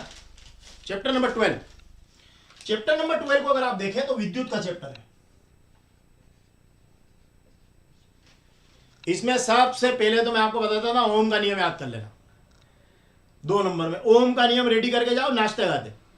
ओम का नियम क्या है? सबसे पहले ओम का नियम देखिए, इसमें चैप्टर नंबर 12 में ओम का नियम याद है सबको, मैं बताऊंगा नहीं, है ना। कि कोई भी विद्युत परिपथ है उसमें जो विभवांतर है V, वो परिपथ के दो बिंदुओं के बीच का जो विभवांतर है वो वहां प्रवाहित धारा के अनुक्रमानुपाती होता है। तो विभवांतर अनुक्रमानुपाती का निशान है V अनुक्रमानुपाती I। विभवांतर धारा के क्या होता है? अनुक्रमानुपाती। यही ओम का नियम है। किसी विद्युत परिपथ में जो विभवांतर है किन्हीं दो बिंदुओं के बीच का या परिपथ का विभवांतर, जहां भी कोई प्रतिरोध लगाए वहां विभवांतर धारा के क्या होता है? अनुक्रमानुपाती। और ये अनुक्रमानुपाती का निशान हटा देना तो V बराबर हो जाएगा IR, है ना। V बराबर क्या हो गया? IR। ये ओम का नियम आपका खत्म हो गया। ये धातु चालकों के लिए सत्य है, जितने भी धातु चालक है उनके लिए सत्य है ओम का नियम, है ना, धातु चालकों के लिए, है ना। तो ये आपका ओम का नियम बन गया। ये 2 नंबर का प्रश्न है आपका ओम का नियम। ये यहां से 2 नंबर देखिए अभी ओम का नियम। मैं आपको 2 प्रश्न बता रहा हूं, गारंटी से उन 2 प्रश्नों में से एक प्रश्न 2 अंक में आएगा और दोनों आगे आपकी किस्मत है। जैसे आपका वो जो संकेत है ना विद्युत परिपथ के ऋण चिन्ह, अगर वो आपसे पूछ ले कोई 2 बनाओ, कोई 2 बनाओ, तो फिर मैं बता रहा हूं वो बनाना आप तब बनाना अमीटर और वोल्ट मीटर। ये ऐसे खींच देना, ये प्लस और ये माइनस, ये प्लस और ये माइनस, लेफ्ट साइड पे प्लस रखना। ये अमीटर और ये वोल्ट मीटर, ये आप 2 बना देना। अगर आपसे पूछे कोई 2 बनाओ तो 2 बना देना। लेकिन अगर आपको नाम से देके पूछे इनमें से 2 आएंगे परीक्षा में, ये विद्युत परिपथ के संकेत बोलते हैं इनको, ऋण चिन्ह भी बोलते हैं इनको, है ना। तो ये अगर आते हैं तो 2 बनाना आपको। तो 2 अमीटर वोल्ट मीटर बनाओगे तो गलती नहीं होगी, है ना, क्योंकि बहुत आसान है, एक जैसे हैं। लेकिन इसके अलावा भी आपको बनाना आना चाहिए। जैसे आपको आना चाहिए सेल और बैटरी। तो देखो मैं सेल और बैटरी बनाना सिखाता हूं आपको, ये सीखना पड़ेगा बेटा आपको। देखो सेल में एक डंडा बड़ा एक डंडा छोटा, बड़े डंडे की तरफ प्लस, छोटे डंडे की तरफ माइनस। इसीलिए मैं सिखा रहा हूं लेफ्ट साइड में प्लस ही रखो, बात ही खत्म हो जाएगी। ये सेल हो गया। डंडे छोटे बड़े आपस में कभी मत मिलाना, है ना, तब मत मिलाना जब ये यहां, हाँ अगर इसके पीछे कोई सेल लगा रहे हो तो यहां देखो बैटरी कैसे बनती है। बैटरी बनाने के लिए आप 2 सेल लगाना। देखो आप एक सेल बनाना सीख लो, फिर से सेल बनाओ, प्लस और माइनस, ये एक सेल हो गया। अब बैटरी बनाना ना तो थोड़ा सा इसको डंडे छोटा करके एक सेल और लगा दो। चलो एक सेल और लगा देता हूं, एक सेल ये हो गया, मैं एक सेल और बना देता हूं इससे थोड़ी दूर पे, ये एक सेल हो गया। कुछ नहीं करना, इसको मिला दो, ये मिल गया। और ये माइनस यहां से हटा गया, इकट्ठा माइनस लगा, ये आपकी बन गई बैटरी। 2 सेल की बैटरी बन गई। क्या किया आपने? देखो एक बड़ा डंडा एक छोटा डंडा, एक सेल देखो, ये देखो ये 2 सेल, 2 सेल बनाना पास पास और इस लाइन को मिला देना, ये बैटरी बन जाएगी। ठीक है। फिर ये निशान माइनस का यहां रखना, क्योंकि सेल में एक ही प्लस और एक माइनस होगा, आगे वाला हिस्सा प्लस और पीछे वाला माइनस। ऐसे ही तो सेल लगते हैं, है ना, तब जाके बैटरी बनती है। तो ये सेल और ये हो गई बैटरी। आगे बढ़े। उसके बाद में खुली कुंजी और बंद कुंजी। ये खुली कुंजी, खुली कुंजी, ये खुली कुंजी, और ये आपके इसमें बीच में बिंदु लगा देना है, बंद कुंजी, है ना। खुली कुंजी बंद कुंजी। खुली मतलब इससे करंट नहीं जा रहा है, बंद मतलब इससे करंट जा रहा है, ये जुड़ गया है, तो ये बंद कुंजी होगी, क्योंकि परिपथ को आपने बंद कर दिया, क्लोज कर दिया, है ना। विद्युत परिपथ क्या होता है? ये परिभाषा कभी परीक्षा में आ जाए तो आप कहना विद्युत परिपथ क्या होता है। तो ऐसा बंद परिपथ, देखो यहीं से टिप देना आप, तो ऐसा बंद परिपथ जिसमें धारा का प्रवाह हो रहा हो, धारा बह रही हो, बस खत्म। ऐसा बंद परिपथ जिसमें धारा बह रही हो उसको हम बोलेंगे विद्युत परिपथ, है ना। चलो आगे बढ़े। खुली और बंद होगी, आगे बढ़ो। नेक्स्ट है आपका तार संधि। तो ये तार संधि ये होगी, जोड़ दो इसको, ये तार संधि, ये तार की संधि हो गई। अरे अपन बहुत सारे तार जैसे मुंह से छिल के, मुंह से छिलना नहीं चाहिए, पर हमारे छिल के ऐसे जोड़ देते ना, है ना। कई तार टूट जाता है तो छिलते हैं और छिल के 2 मुंह जोड़ देते हैं, उसको तार संधि कहते हैं। लेकिन तार क्रॉसिंग ये होता है, देखो आप इसको यूं करके यूं निकालना, ये तार क्रॉसिंग हो गया, इसमें जोड़ा नहीं है, तार के ऊपर से तार निकल गया। जैसे अपने घर में वायरिंग होती ना, एक तार के ऊपर से एक तार निकला हुआ रहता है, तो जुड़ा हुआ थोड़ी रहता है, वो उसके ऊपर से ऊपर निकाल दिया, तो उसको कहते हैं तार क्रॉसिंग। जैसे आपने एक मान लो आपके घर में 3-4 या आप अपने घरों की लाइटिंग में देखो ना, 15-20 तार एक पाइप में से निकले हुए रहते हैं, तो वो तार क्रॉसिंग है, वो संधि नहीं है। संधि का मतलब है आपको बिंदु लगा जोड़ना उसको, है ना। नेक्स्ट हो जाएगा आपका अमीटर हो गया, आपका वोल्ट मीटर हो गया। 2 हो गए। देखो एक तो ये प्रतिरोध है, ये प्रतिरोध, ये प्रतिरोध, और इसी को प्रतिरोध को बनाना पहले तो। और इसमें तीर का निशान यूं लगाना, तो ये हो जाएगा परिवर्ती प्रतिरोध, परिवर्ती प्रतिरोध। अब ये बेटा है ना, ये आपके 2 नंबर का काम खत्म हो गया, उधर से वो 2 नंबर है। अगर किस्मत अच्छी रही तो 4 नंबर यहीं से टूट जाएंगे, और नहीं तो मैं आगे छोटी छोटी बातें और बता रहा हूं, है ना। विद्युत परिपथ भी आ सकता है 2 नंबर में, कि बंद परिपथ जिसमें धारा बह रही है। अब सिंपली इसमें से 2 संकेत आएंगे आपके 2 नंबर में, क्योंकि पहले 4 में आता था तो 4 आ जाते थे, 2 आएंगे और ओम का नियम आएगा। तो आपके इन दोनों में से तो कोई एक 100% आना ही है, क्योंकि हर साल आ रहे हैं। तो संभावना में व्यक्त कर सकता हूं कि विभवांतर जो है वो धारा के अनुक्रमानुपाती होता है, और V बराबर IR कर देना, है ना। और ये धातु चालकों के लिए सत्य अगर लिख सको, याद रहे तो लिखना, नहीं तो कोई बात नहीं। और ये इस तरीके से ये वाले संकेत आप बना देना, तो आपका काम हो जाएगा। अब इसी में आगे बढ़े अगर अपन, है ना, तो इसके साथ साथ आप विभव और विभवांतर की परिभाषा याद कर लेना। विभव क्या होता है और विभवांतर क्या होता है, दोनों बता देता हूं मैं आपको। विभवांतर का मतलब ये होता है कि जैसे कोई भी आपका परिपथ है, तो उस परिपथ में 2 बिंदुओं के बीच विभव के अंतर को, विद्युत परिपथ में, यहां ये शब्द याद कर लो, विद्युत परिपथ, भाई विद्युत का पाठ है, पाठ का है, विद्युत का है। तो विद्युत परिपथ में 2 बिंदुओं के बीच विभव के अंतर को विभवांतर कहते हैं। तो विभवांतर तो बहुत सरल हो गया, विभवांतर बहुत सरल हो गया, क्योंकि मैं आपको कुछ ऑब्जेक्टिव भी बता रहा हूं इसमें। तो ये 2 ऑब्जेक्टिव भी मैं आपके यही खत्म कर दूंगा अभी आज। मिटा दूं उसको, चलिए मिटा देता हूं, थोड़ा सा इसमें शाही भर दो यार। देखो मैं मिटा देता हूं। अब मैं आपको ऑब्जेक्टिव भी बता देता हूं, कौन सा ऑब्जेक्टिव है इसके बहुत खास। ये विद्युत वाला ही पार्ट चल रहा है बेटा, है ना। थोड़ा सा इसको करके लाओ यार, चलो पहले शाही दो। देखो ये आपके है ना 3 पार्ट बिल्कुल ऐसे पक्के हो जाएंगे, 4 पार्ट बिल्कुल, केवल आपको एक बार रिवीजन लगाना है इनका। बोर्ड काला हो गया थोड़ा सा, ये लाना तो। देखो ला, अब मैं इसमें आपको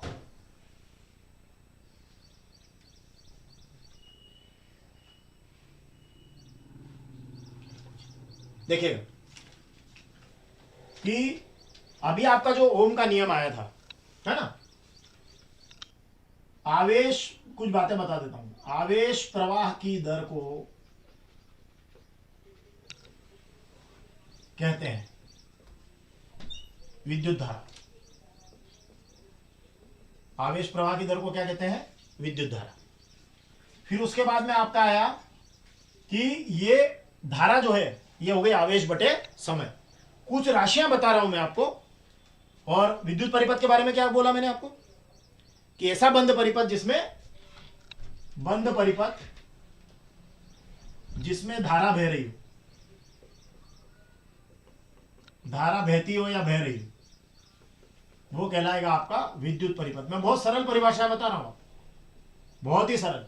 अब देखो मैं कुछ राशियां बता रहा हूं आपको, ध्यान से देखना। आवेश, अब ये ऑब्जेक्टिव का भी काम करेंगे। देखो आवेश का मात्रा, है ना, विभव, विभवांतर का भी यही रहेगा।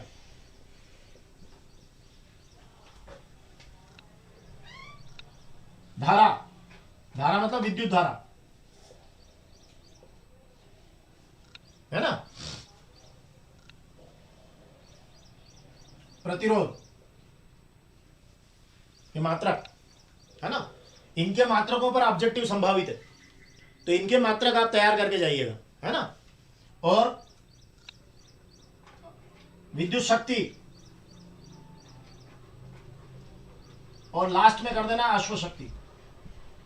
जो उत्तर याद हो तो चैट बॉक्स में लिखते जाइए, अगर आपको याद है चैट बॉक्स में लिखिए इसको, है ना। तो ये वाले आपके मात्रक हो जाएंगे। अब मात्रकों के बाद क्या होगा, ये अगर आपने याद कर लिया तो ये ऑब्जेक्टिव बन रहा है आपका यहां से, है ना। अब देखो आवेश का बोलना, एक एक करके बताते चलेंगे। आवेश का कूलम, विभव या विभवांतर का वोल्ट। भूल जाए तो एक काम करना, ऐसे याद रखना। देखो विभव विभवांतर, है ना, तो विभव विभवांतर का क्या हो जाएगा, वोल्ट। इसलिए जब भी आपको इसको करना हो तो यहाँ विद्युत मत लगाओ, धारा लिखो, ताकि वो यहां विवो नहीं हो जाए, है ना। यहां भी केवल शक्ति लिखो, वो तो अंडर स्टूड है, विद्युत है। तो विभव या विभवांतर के लिए विवो शब्द याद रख लो, विवो का मोबाइल। तो विभव या विभवांतर का हो गया वोल्ट, आवेश का कूलम, धारा काहे में नापते हैं, एम्पियर में, है ना, करंट एम्पियर में। प्रतिरोध का ओम, शक्ति वाट, कहते ना मैंने उस पर शक्ति लगा दी, मतलब मैंने उसकी वाट लगा दी, बोलते ना। तो शक्ति का क्या हो गया? वाट। और एक अश्व शक्ति हो गया 746 वाट। ये आपके हो गए ऑब्जेक्टिव मात्रकों के इस पार्ट में, चैप्टर नंबर 12 में। आप आवेश का कूलाम, विभव या विभवांतर का वोल्ट, विवो से याद रखना, धारा का एम्पियर, प्रतिरोध का ओम, शक्ति का वाट, और एक अश्व शक्ति आपकी 746 वाट। इसमें एक दो टफ भी हैं थोड़े से, जैसे KWH कितना होता है, 3.6 × 10⁻⁶ वाट जूल। तो KWH किसका मात्रक है? ऊर्जा का मात्रक है, किलोवाट घंटा। ये आपका ऊर्जा का मात्रक है ना, ये यूनिट कहलाती है, 1 यूनिट बिजली। तो यूनिट बिजली मतलब ऊर्जा है। तो ये आपके ऑब्जेक्टिव हो जाएंगे। तो यहां से ये वाला काम भी आपका खत्म हो जाएगा। तो इनको आप अच्छे से प्रिपेयर करें। और इसमें बता देता हूं थोड़ा सा, अगर आप चाहें तो प्रतिरोधों के ऊपर कुछ करना कि प्रतिरोध किन किन बातों पर निर्भर करता है ना। तो उसमें एक 2 नंबर का ये भी हो सकता है कि प्रतिरोध किन किन बातों पर निर्भर करता है। तो प्रतिरोध निर्भर करता है लंबाई पर, है ना, मोटाई पर। जो भी तार होता है वो कहेगा तार का प्रतिरोध किन किन बातों पर, ये तार है तो इस तार का प्रतिरोध किन किन बातों पर निर्भर करता है, ये एक अच्छा प्रश्न है। तो लंबाई पर, लंबाई, मोटाई, है ना, जिसको आप अनुप्रस्थ काट का क्षेत्रफल भी बोलते हैं। मोटाई मतलब ये और लंबाई मतलब ये। तो लंबाई पर, मोटाई पर, है ना, पदार्थ की प्रकृति पर और ताप पर। 4 चीजें। प्रतिरोध 4 बातों पर निर्भर करता है। लंबाई और ताप बढ़ने पर प्रतिरोध बढ़ता है।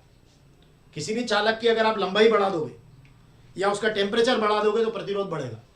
तो प्रतिरोध की जो निर्भरता है वो मैं यहां लिख देता हूं कि किसी भी चालक का प्रतिरोध जो है, याद करने के लिए लिख लेता हूं, प्रतिरोध वो 4 बातों पर निर्भर करता है। एक तो लंबाई, एक ताप, तीसरा मोटाई, लंबाई के साथ मोटाई याद रखना आसान रहेगा, और चौथा पदार्थ पर। ये प्रतिरोध किसका होता है? तार का। तो तार का प्रतिरोध लंबाई, ताप, मोटाई, इन दोनों के बढ़ने पर बढ़ेगा और इसके कारण घटेगा। इसके ये अगर बढ़ा तो घटेगा। मतलब पतले तार का प्रतिरोध ज्यादा होता है, मोटे तार का प्रतिरोध कम होता है। तो ये याद रखना, प्रतिरोध 4 बातों पर डिपेंड करता है ना।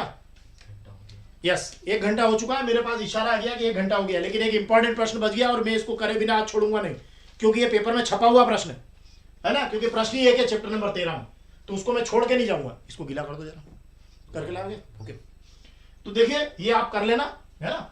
और इसमें क्या करके जा सकते हो, थोड़े से कुछ अगर प्रतिरोधों का श्रेणी क्रम, समांतर क्रम थोड़ा सा आपको टफ पड़ जाएगा, है ना, जितना आप कर पाए, है ना। सबकी अपनी अपनी क्षमताएं हैं, इसलिए मैं ज्यादा बात नहीं करूंगा सबके साथ, है ना। तो इसलिए अपनी अपनी क्षमताओं से करें, है ना। फिर और भी क्लासेस हैं मेरी, उसमें आपको और चीजें बताऊंगा।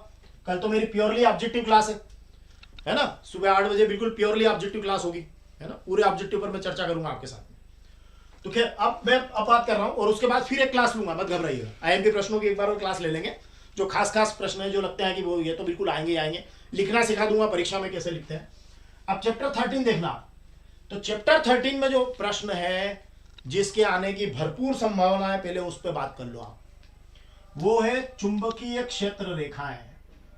भैया जी ये प्रश्न छोड़कर मत जाना, वरना याद रखोगे परीक्षा में, क्योंकि किताब में यही एकमात्र प्रश्न है इस पाठ के अंदर जिसकी ताकत 3 नंबर की है। वो है चुंबकीय क्षेत्र रेखाएं, है ना। तो ये चुंबकीय क्षेत्र रेखाएं क्या है और इनके 3 गुण लिखना, है ना। तो प्रश्न बनेगा कि क्या है, या तो ये पूछ ले कि क्या है और चित्र बनाओ इसका, तो ये भी 3 नंबर में है। क्या है और चित्र बनाओ 3 नंबर, और या पूछ ले कि 3 गुण लिखो तो 3 नंबर। मतलब ये प्रश्न ही इंपॉर्टेंट हो गया। अब आप क्या करेंगे, आपको एग्जाम में क्या करना है बता रहा हूं। आपको एक चुंबक बनाना है, क्योंकि चुंबकीय क्षेत्र रेखाएं आपकी चुंबक से खींची जाती है। बीचों बीच में एक चुंबक बनाएंगे आप, स्केल से बनाना, अच्छा बढ़िया, है ना। इस चित्र में लापरवाही नहीं करेंगे, क्योंकि ये तो आ ही रहा है, तो फिर लापरवाही नहीं होना इसमें। ये आपका यहां पर थोड़ा सा हल्का सा अंदर की तरफ लेते हुए एन लिखना, और हल्का सा अंदर की तरफ लेते हुए एस लिख देना। याद रखना, जिधर से एन लिखोगे उधर से ही तीर लगाना है ना। अगर आपने एन इधर लग दिया तो तीर इधर से जाएंगे। देखिए अब ये कैसे बनता है, ये एन और एस हो गया, है ना। अब इसमें क्या करेंगे, क्षेत्र रेखा बना रहा हूं, देखिएगा।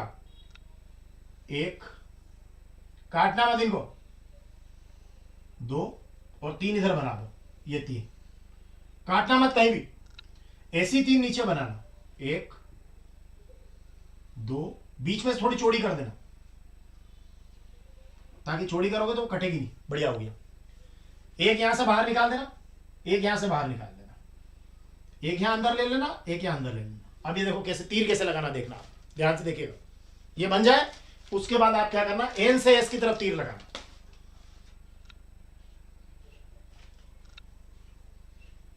ये एन से एस की तरफ, एन से बाहर निकालना है, एन से बाहर निकलेगा, एस में अंदर आना है, एस में अंदर आएगा, ठीक है। एन से बाहर निकालना है, एन से बाहर निकालना। देखिए एन से तीर आपने बाहर कर दिए। ये अगर आपने चित्र बना दिया आपके पूरे नंबर बेहतरीन वाले, कहीं कोई दिक्कत नहीं इस चित्र में, है ना। 3 लाइन नहीं बने तो 2-2 बना देना ऊपर नीचे, साइड वाली नहीं बने तो भी चलेगा, है ना। एक निकाल देना, एक ले लेना, ज्यादा नहीं कर पाओ तो, है ना। जितना कर पाए उतना करिए, लेकिन साफ सुथरा करना, गलती मत करना। याद रखना जिधर एन लिखोगे उधर से तीर चलेंगे, एस की तरफ, एन से एस की तरफ, क्योंकि ये उत्तरी ध्रुव से, चुंबक के उत्तरी ध्रुव से दक्षिणी ध्रुव की ओर खींची जाती है। याद रखना चुंबक के बाहर, है ना, चुंबक के बाहर इधर से इधर खींचते हैं इसको, अंदर जो है एस से एन रहती है। अंदर की बात अपन कर ही नहीं रहे अभी, आप बाहर का ही चित्र बना देना, है ना। तो ये हो गई आपकी चुंबकीय क्षेत्र रेखा है। क्लियर हुआ। तो अब इसमें क्या है, चित्र तो बन गया, ये है क्या। तो ये इसकी 3 में सरल परिभाषा विशेषता बता देता हूं आपको, और उसके बाद में होती है ये बंद वक्र होती है।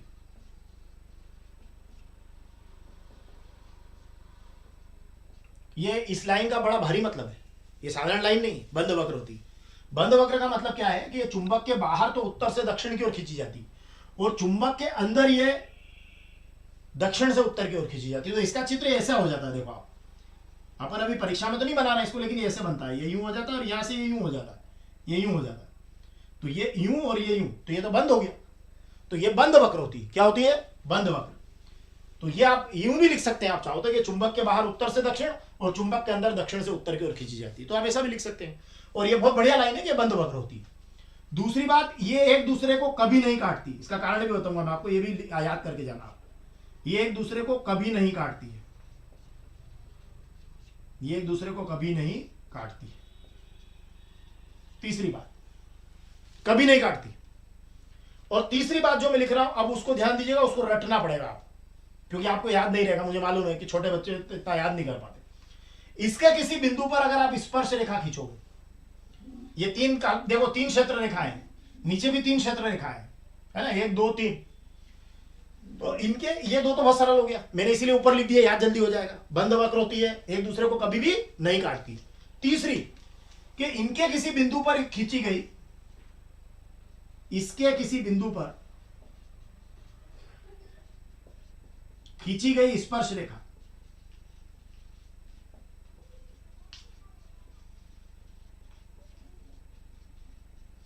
है ना, ये क्या है, रेखाएं काल्पनिक है।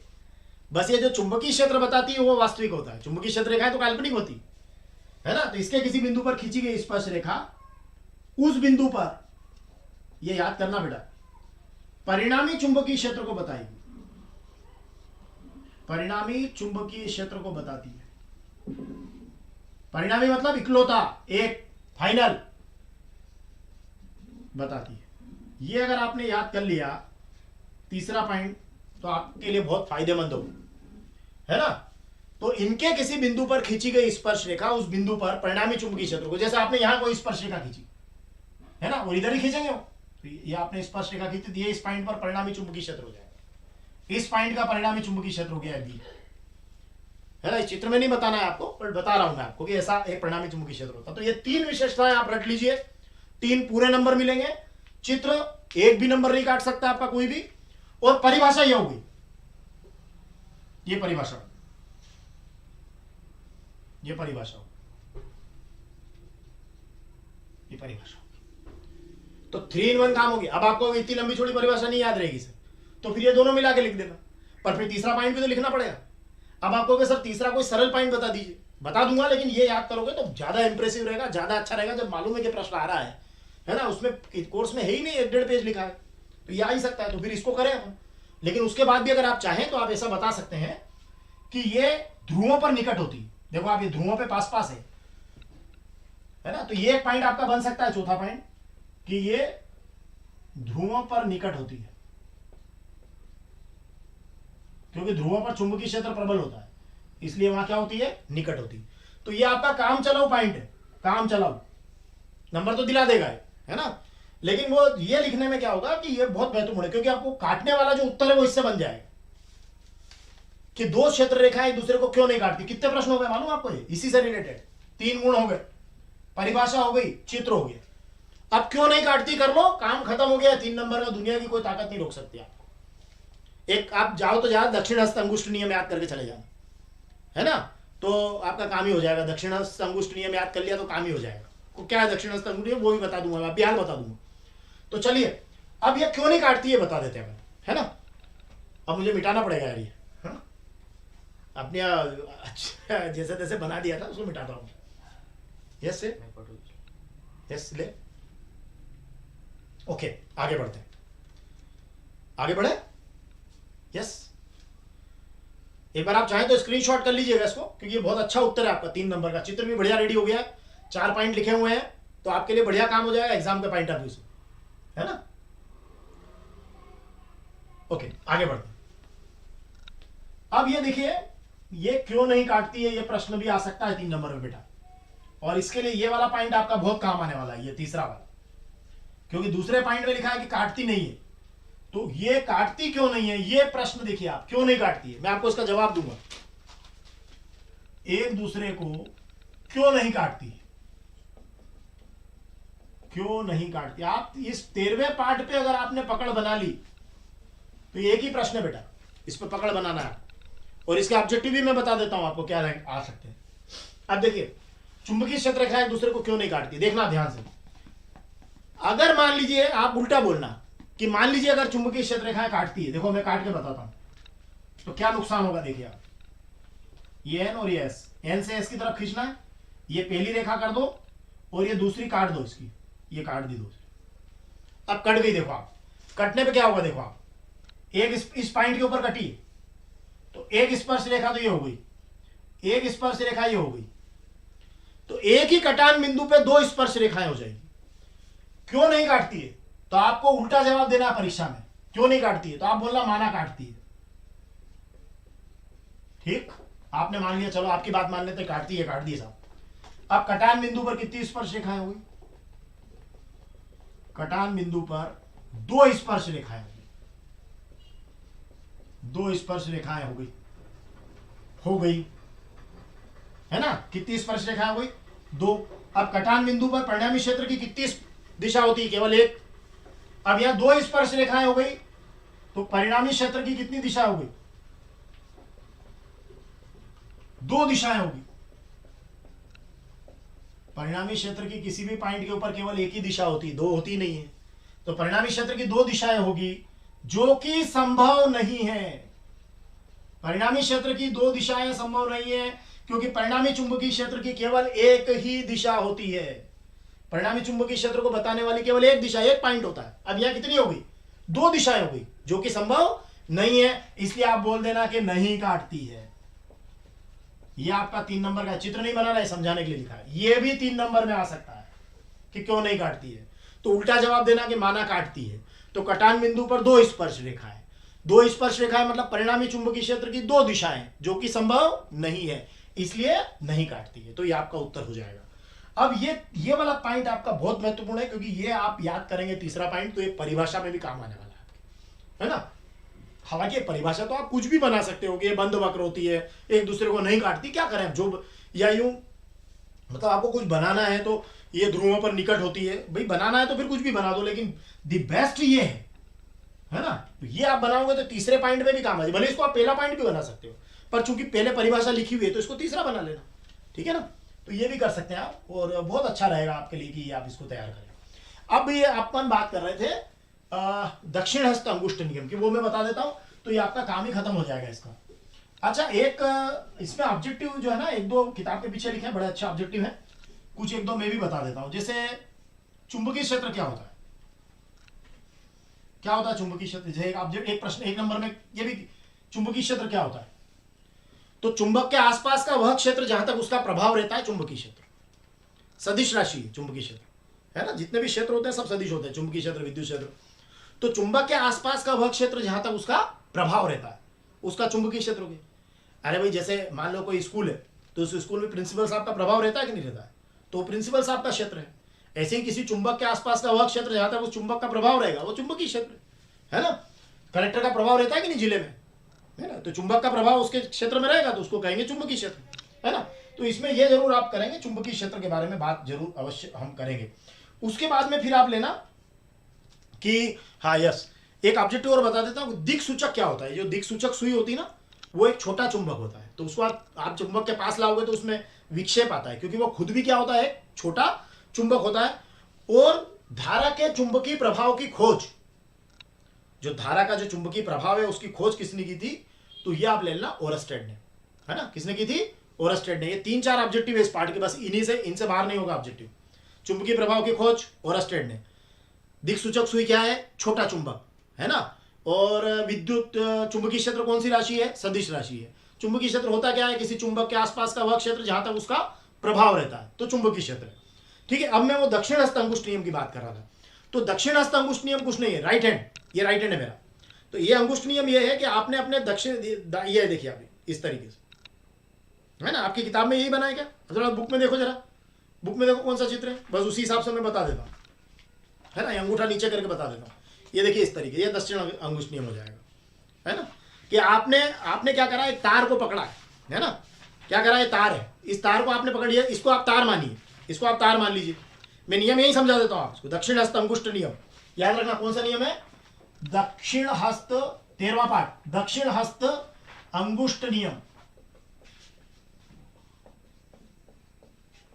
पहली बात तो चुंबकीय क्षेत्र रेखाओं का प्रश्न करना है हमको, बढ़िया शानदार वाला।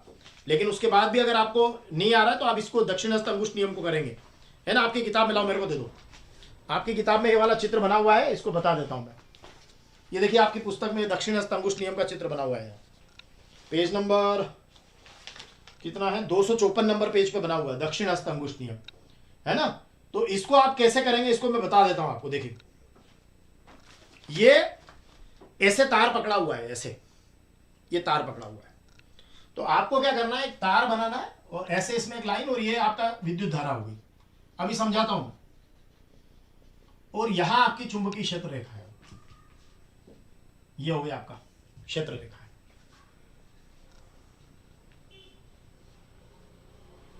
है ना। तो ये दक्षिण हस्त अंगुष्ठ नियम कहता है कि अपने दाहिने हाथ में अगर आपने तार को इस प्रकार पकड़ा कि जैसे अपना दाहिने हाथ है, ये दाहिने हाथ में आपने तार को ऐसे पकड़ा, देखो करंट नीचे जा रहा है, तो तार को आपने ऐसे पकड़ लिया, तो अंगूठा आपकी विद्युत धारा की दिशा बताएगा, और उंगलियां जिधर लिपटी हुई, अंगूठे ने क्या बता दिया, देखो विद्युत धारा, और उंगलियां जिधर लिपटी है वो चुंबकीय क्षेत्र रेखाओं को दर्शाएगी। बस ये आपकी चुंबकीय क्षेत्र रेखाओं, देखो आप ये अंगूठे को देख लीजिए, ये अंगूठा किधर हो गया, धारा की दिशा में, है ना। ऐसे ले लो, ये धारा की दिशा है, नीचे ये काला है, धारा की दिशा को बता रहा है, तो ये अंगूठा धारा की दिशा को बता रहा है। तो उंगलियां जिधर लिपटी रहेगी ये चुंबकीय क्षेत्र रेखाओं की दिशा को बताएगी।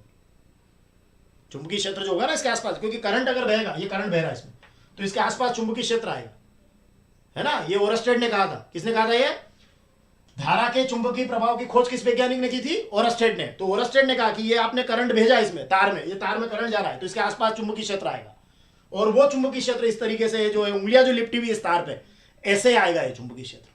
ये है दक्षिण हस्त अंगुष्ठ नियम, अगर आएगा तो ये 3 नंबर में आ सकता है परीक्षा में, ठीक है। तो इस तरीके से आपको ये वाला चैप्टर भी आपकी मैंने प्रिपरेशन करा दी है।